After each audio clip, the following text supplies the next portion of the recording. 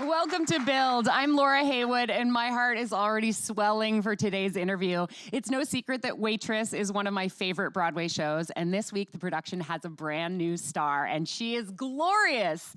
You might have seen her in Off-Broadway audience favorites like Brooklynite or Invisible Thread, or on television as Jane in The Affair. Now making her long-awaited Broadway debut, she's the first woman of color and the first real-life mother to play what has become an iconic role, Jenna in Waitress. Please welcome to the stage my friend, Nicolette Robinson. Hello. Thank you. This is such a special moment for the show and for you. Oh my gosh. You've done 3 performances on Broadway now, or 4. 3. Tonight is number 4. How are you feeling?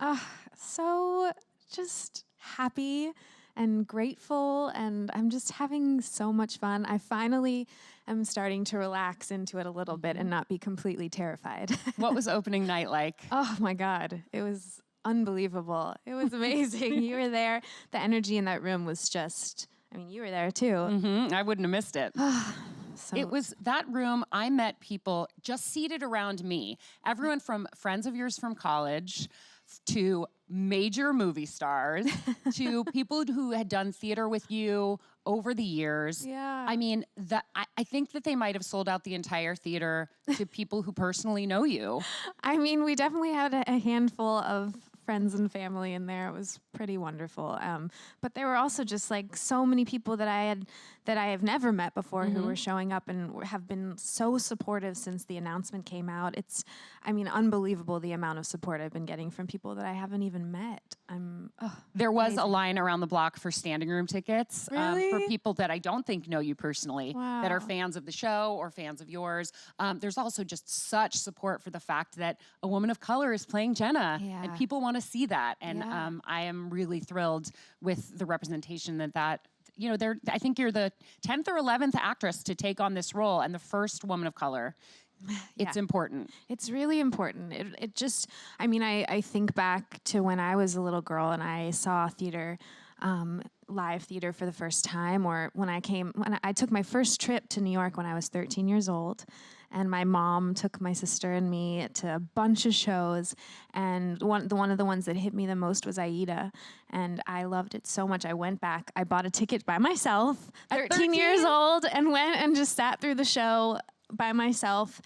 And you know, the crazy thing is, my mom and I, we were looking at the billboard of me in Times Square recently, which is just unbelievable. And afterwards, we were trying to process how this feels, and we started telling Les, my husband, about that trip when I was 13 years old. And my mom took this picture of me in Times Square where I just have my arms outstretched and I'm just 13 standing in the middle of Times Square. And then we realized that I'm standing in that photo. I had that photo in my childhood bedroom for years after that trip, just reminding me, like, that's where I want to be. That's what I want to do.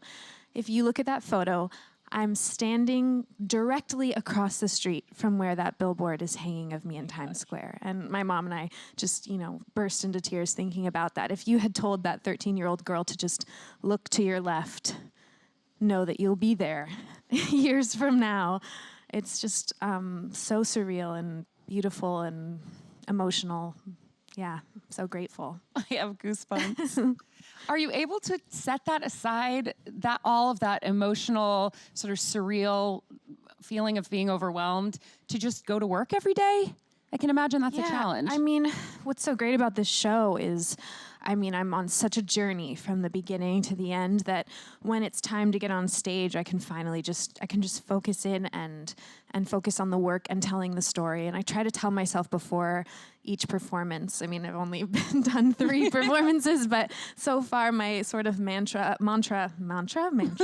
wow, is just, I mean, what am I trying to tell? What am I trying to communicate tonight? And who is the person in the audience tonight that I'm trying to connect with? Is it a young woman who's, you know, in a relationship that she's kind of struggling to get out of right now and finding the strength to get out of, or is it a young man who just graduated from college and is struggling in this business to be seen, or is it someone who just had a baby and has been struggling to, I mean, they don't have to be struggling, no, this is not, but like every time I do this, I'm trying to figure out like what am I really trying to communicate from the start of this show. So it helps to just set an intention, and then I can, let the nerves kind of fizzle out as I get along into the show. I understand you were a big fan of this show before you were cast in it. Yes. And as I mentioned earlier, you're a real life mama.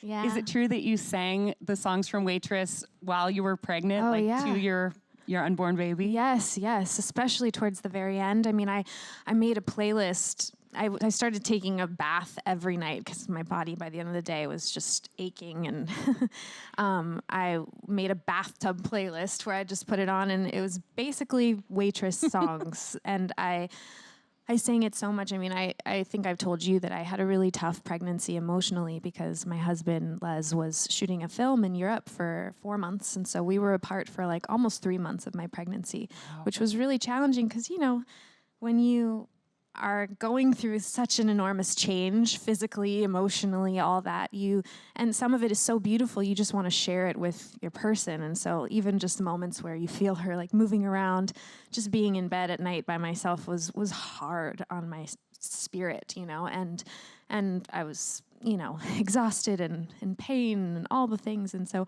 I really went through it. And so Waitress, the cast album, was what I put on when I was in deep need of lifting up or emotion. Like when I needed to have a good cry, I just put She Used to Be Mine on, sob my eyes out, and sing it. And so it's crazy. Sometimes when I perform that song, it's like I have a flash of, I feel partially like Jenna and then partially like myself, and it just, I have flashes of my pregnancy myself. And so it's interesting to kind of, I've never had that experience with my work before, and it's amazing how your life can really inform your art. So yeah. So anyways, to answer your original question, I sang that music so much that when she was born, you could tell, I mean, she was a newborn, but you could kind of see her, pause when I had the music on after she was born. Like, she recognized this music, and I still to this day rock her to bed singing A Soft Place to Land. So, yeah. So it's meant a lot to me, this music and this show. I understand that you also brought your experience of having been pregnant to the role itself. Yeah. A couple of things that, I have a lot of friends in the cast, and so I've been asking around about you, and everybody adores you.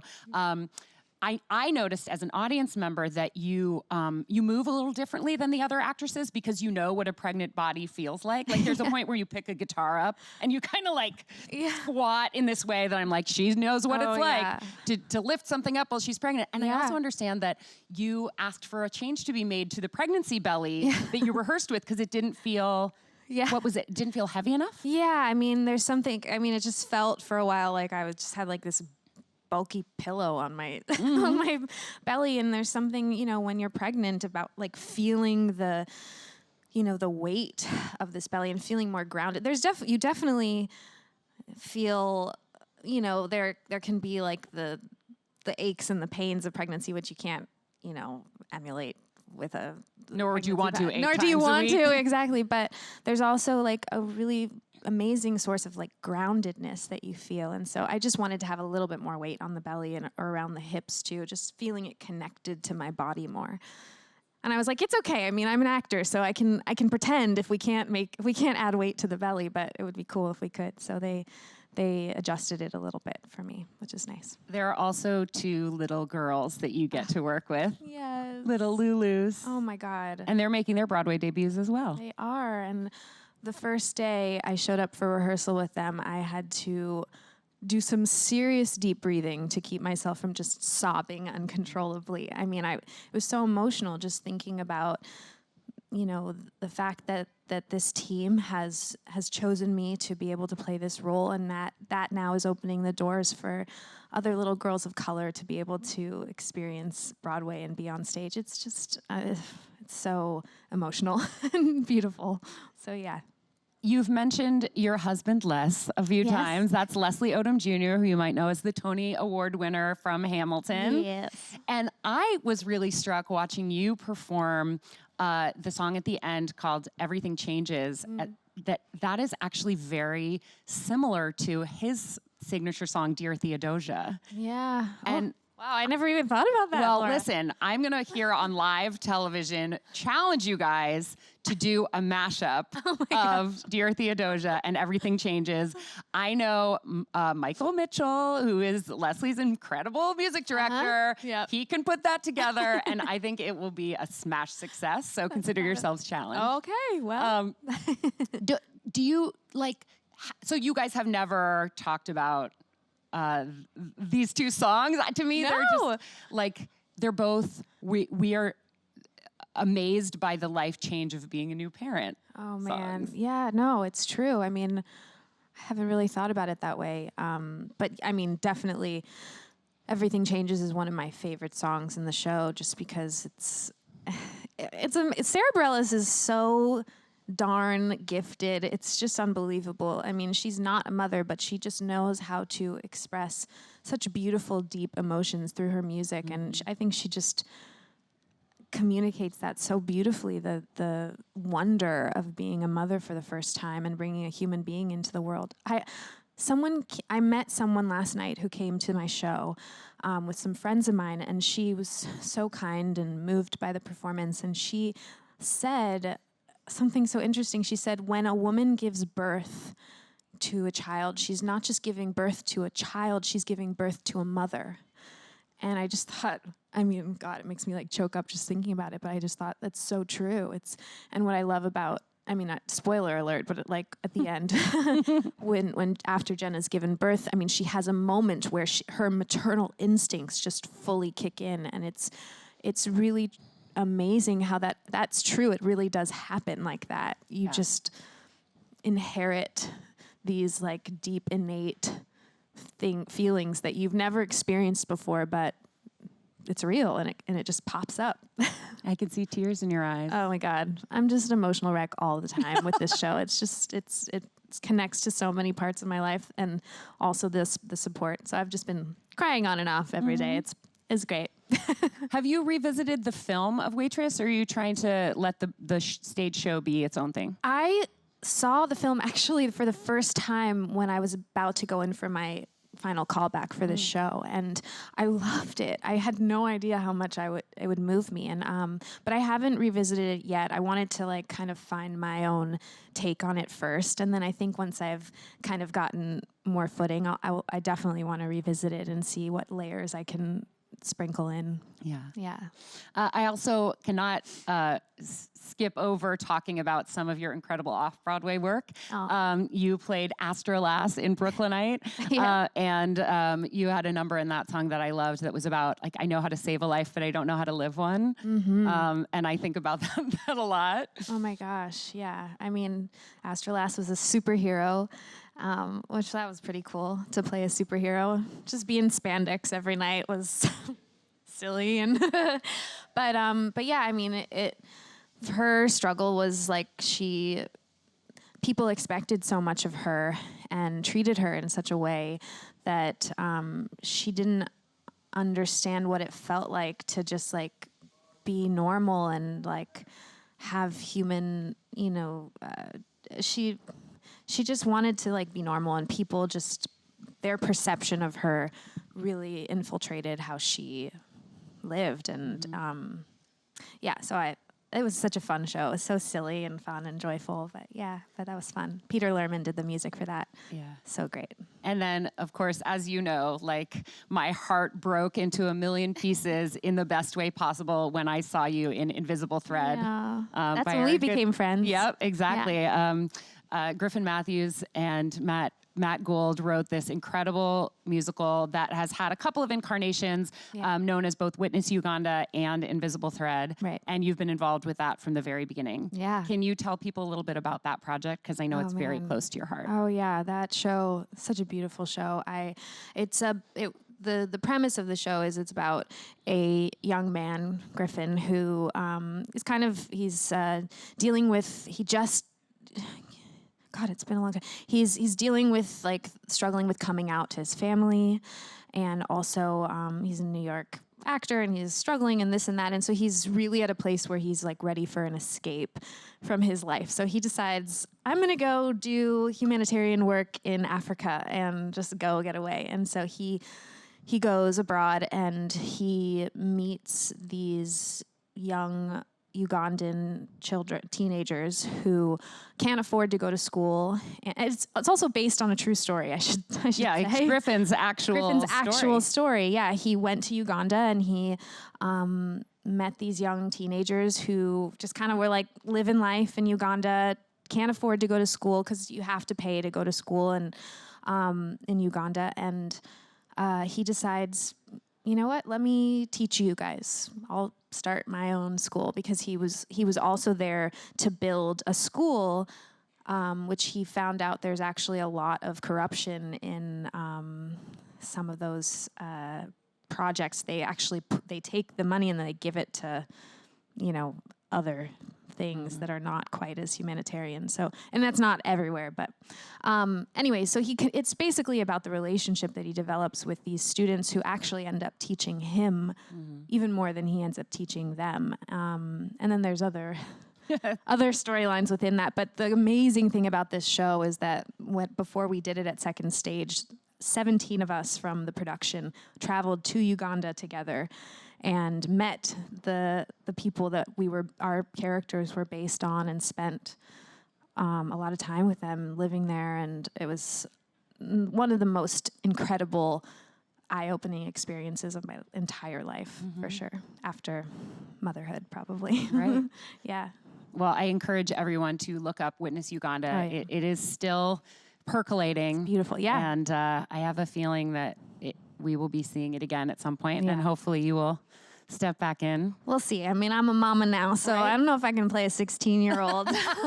It's funny you say that, because we did become friends during Invisible Thread, but we actually met years before that. I don't know if you remember this. I was sitting near the back of a theater where a show called Leap of Faith was playing. Oh my God. And there was one seat next to me on the far side aisle, and this who I thought was a child came up to me and said, "Is this seat taken?" Oh my God. And I said something like, it's a ticketed event. You should probably just sit where your ticket says. And this child says to me, "I don't actually have a ticket. They let me in because I just got engaged to that guy."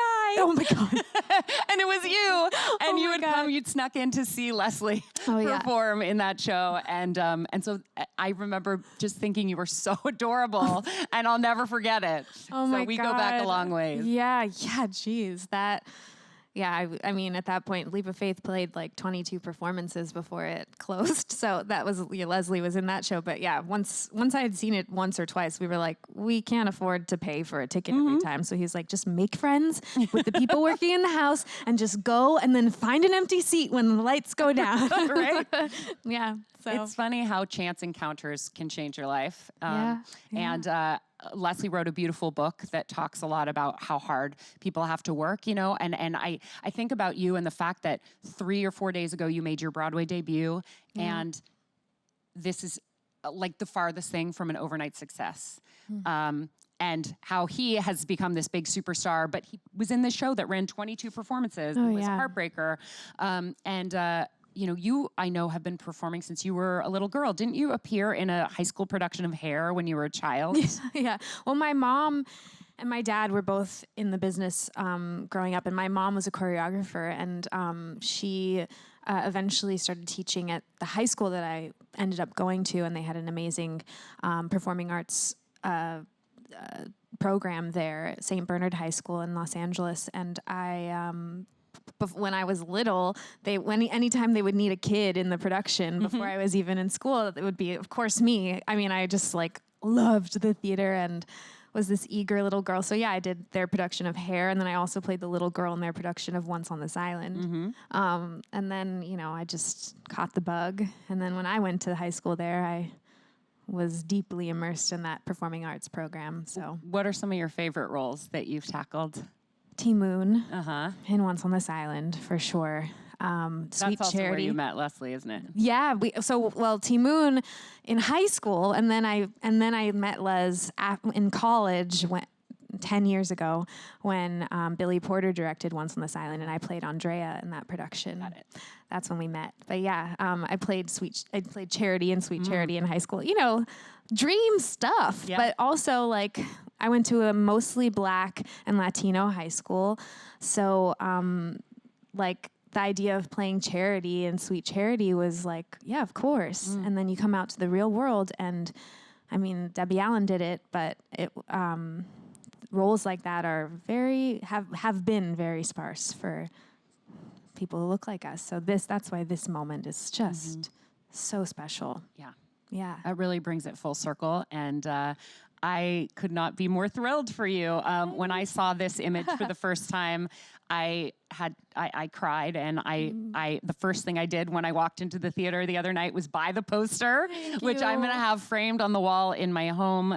You are perfect as Jenna. Thank you. And I know how hard you've worked for it, and that makes it that much sweeter. Thanks, Laura. I was just thinking how on the way here, you've just been so supportive and so amazing, and it's just so special how you've created a career for yourself around things that you love and supporting people.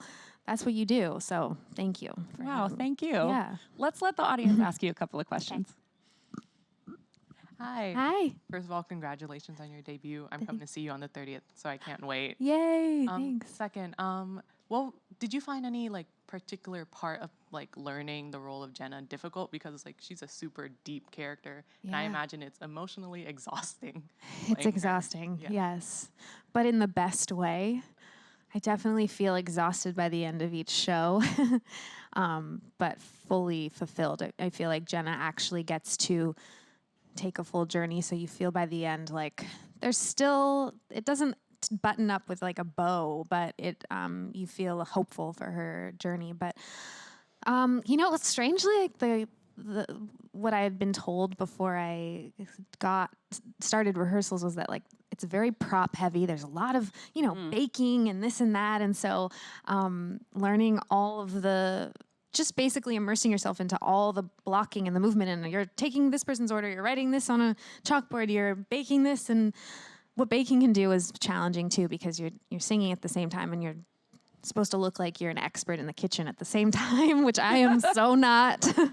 So Did you practice baking at home to like get used to what the dough feels like? that was my plan. Haven't gotten around to it yet, but yeah, I mean, I was like, I should take a cooking class or something, but yeah, the like immersing all the movement was a little more challenging. The emotional stuff is just like my favorite, so it's always challenging, and I'm always challenging myself to go deeper. But I think that that's my favorite, so it's less of a challenge for me because it's so fun. Yeah. Who else has a question? Hi, congratulations on making history in the role. Thank My you. question for you is, do you have a favorite scene or a line do you like to perform? You know, it changes every time. Everything changes? Everything changes. Sorry, I couldn't resist. But speaking of everything changes, I mean, that hospital scene after I give birth is pretty special and fun to do. But I really love the quieter scenes. I love the scenes with Ben, who plays my husband, and with Drew, who plays Dr. Pomander. It's just it's fun to be able to like just connect as deep as you can and really try to just make it authentic for the moment. Ben, you know, he's such a nice guy in person, but like we really decide to just go in. We hug each other, we say, love you, you know, when we're off stage, but we really just try and go in on those scenes. And so those have been kind of fun too. We're going to take one more question from the audience, but first I have to ask you, have you met Al Roker yet? I have. We just announced that Al Roker is coming in. I know. I met him this week. He is so sweet. He's such a warm, joyful energy, just like makes a room feel really light and happy. So we're excited to welcome him to the diner. Yeah. That'll be fun. Yeah. Totally. Who has our last question? Hi, Miss Robinson. Hi. Thank you for being here, and congratulations on the new role. Thank you. I'm a composition student, so I know a lot about what goes like behind stage. Sorry. But my question is that since I've always been fascinated with like the live aspect of theater, is how do you prepare to take on a role that other people have performed, and people are fans of this show even before you were around, and so people are more familiar with something like the cast recording and stuff. So how do you prepare to bring your own truth while still staying true to what other people are familiar with? Yeah, that's a great question. That was definitely something I had a challenge with, but really tried to take hold full force. That when before you go into the show, you get to watch the show as many times as you want. So I watched Stephanie Torrens, I watched Catherine McPhee, and learned from watching them as well, and tried to also be like, don't copy what they do, but take the inspiration that they give me. Like, I mean, Catherine was so beautiful at making that role as close to herself as she could. She had such a gift with,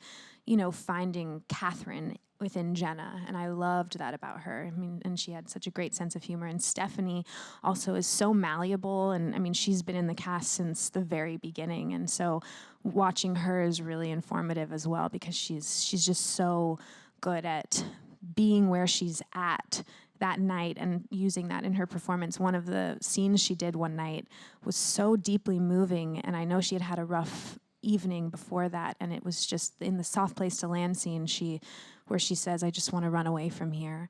She got so emotional and connected so beautifully with Natasha and Katie on the stage with her. I learned so much from her in that moment too. So I try to take all the stuff that like really inspires me, which is most of it, but then also really like try and forget everything. Once I have that deep in me, then I try and forget all that stuff and just really connect it to myself and my own experience. So, and every night that's what's so cool about live theater, is like every night you get to try it again and feel the energy, the different energies from the audience and your cast and all that. So that's pretty cool. Yeah. Thanks for that question. Yeah. It is really special to watch all of your dreams coming true. And I know that it'll continue to be a struggle, like it always is. It's easy to look at someone like you and be like, she's got the husband, she's got the baby, she's got the starring role on Broadway. And right now I think that, you're embracing all of it. And I want to let you know that we're all going to be here for you beyond this week, into the future, and support you as you juggle all of this incredible stuff you're doing. You're a warrior. One of the early songs in Waitress is called Opening Up, and it's about opening the diner. But I also watched you open up to a whole new project, a whole new world as a Broadway star the other night. And I want to thank you for opening up to us today here at Build. Thank you. It's my pleasure, and thank you. We'll see you soon.